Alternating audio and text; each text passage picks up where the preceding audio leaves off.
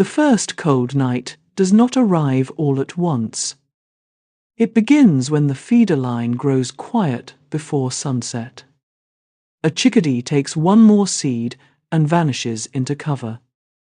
By dark, every small body is solving the same equation. During the first cold night of winter, birds are not simply enduring weather. They are spending stored energy second by second. The first cold night begins before dark. Before sunset, birds start behaving like daylight is a budget. Every seed matters because night removes the chance to refuel. Small birds carry only limited fat into the dark hours. That fat becomes heat, movement, and one more hour alive. This is why evening feeding can feel suddenly urgent. The yard looks peaceful, but the math is already running. Chickadees and cardinals visit quickly before sunset, taking high-energy food while the blue light of evening deepens behind them. The camera follows one small bird from feeder to evergreen cover, showing the last meal becoming a night strategy. Step 1. Build the night fuel. Once darkness falls, feathers become the first quiet defense. A puffed bird is trapping warm air against its body. Legs tuck closer, bills disappear, and the body becomes rounder. That round shape is not cuteness.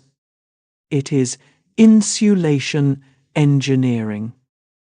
But insulation only slows loss. It does not create heat. To make heat, the bird must burn yesterday's stored food. A cardinal fluffs larger and tucks down as snow begins, making its body rounder while the feeder fades behind it. The watercolor scene gently shows trapped warm air as a soft glow under the feather layer, without becoming technical. Feathers become a sleeping bag. As temperatures fall, some birds begin tiny muscle contractions. Shivering creates heat, but it spends precious energy quickly. The smaller the bird, the faster that energy can disappear. A chickadee is warm-blooded, but warmth is never free. Some species can lower body temperature slightly to conserve fuel. It is not sleep the way we think of sleep. A small bird sits motionless in shelter while the cold deepens, conserving movement as if every gesture had a price. The scene shows faint shivering as gentle feather movement, then stillness returning when the bird saves energy again tonight. Heat is made from yesterday. The roost matters because wind can steal warmth faster than cold. Birds choose dense shrubs, tree cavities, brush piles, and boxes. Some gather close, sharing a little heat and a lot of safety. Others tuck alone into places we would never notice. A good roost is dry, quiet, wind-shielded, and hard to reach. The best winter shelter often looks messy to human eyes. The camera moves from an exposed branch into dense evergreen cover, where several small birds settle out of the wind.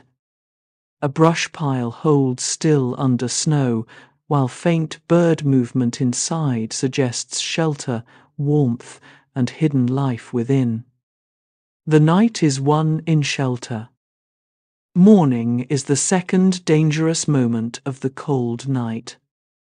Birds that survived still wake with depleted overnight reserves. That is why the first feeder visits can look almost urgent. They are not greedy. They are rebuilding the next margin. High-fat foods like suet, peanuts, and sunflower help quickly. Natural seed heads and berries do the same quiet work. At dawn, cardinals and chickadees move from cover to feeder, feeding quickly before the yard has fully brightened again. The scene compares stocked feeders with standing seed heads, showing two different ways the yard offers morning fuel after darkness. Dawn is another test. Water becomes stranger on the first hard freezing night. Birds can eat snow, but melting snow costs energy. Open water saves that cost when it is safely offered. But a heated bath must prevent bathing during dangerous cold. Wet feathers can freeze before the bird finishes preening. Large stones can leave drinking space without inviting a plunge. A small bird drinks from a shallow winter dish, then leaves dry, avoiding the risk of bathing in bitter air. Hands place stones into a heated bird bath, turning it from a bathing basin into a safer drinking station for winter. Water helps when it stays safe. Comment the coldest night your backyard birds have ever survived. Fill feeders before sunrise and again before the light fades. Offer suet, peanuts, sunflower, and other high-energy foods. Keep food dry, because mold can turn help into harm. Leave seed heads, brush piles, and evergreens where possible. Keep cats inside and give birds clear escape routes. Carry your phone and walk slowly when refilling icy feeders. A calm routine shows a person topping feeders at dawn, checking dry food, and stepping carefully across an icy path. The scene shows natural winter habitat, standing flowers, brush piles, evergreens, and birds moving through several safe options nearby. A covered feeder stays dry in falling snow, while birds feed briefly, then return to nearby shelter before wind rises. Help should reduce the cost. There is one important exception to the comfort of helping. If sick birds appear, clean feeders may not be enough. Sometimes the kindest move is taking feeders down temporarily. And if a feeder is unsafe, stop using that design immediately. The scene shows a careful pause, feeders removed, basin cleaned, and birds dispersing into natural winter cover nearby again. The first cold night changes how you see the morning. Every returning chickadee carries a victory you cannot hear. Every cardinal at dusk is preparing a quiet calculation. Your yard is not saving them, but it can lower the price. Birds move between feeder, brush pile, and evergreen cover, turning a winter yard into a network of small chances. So when the first cold night comes, watch before sunset. Notice who eats quickly, who disappears, and who returns at dawn.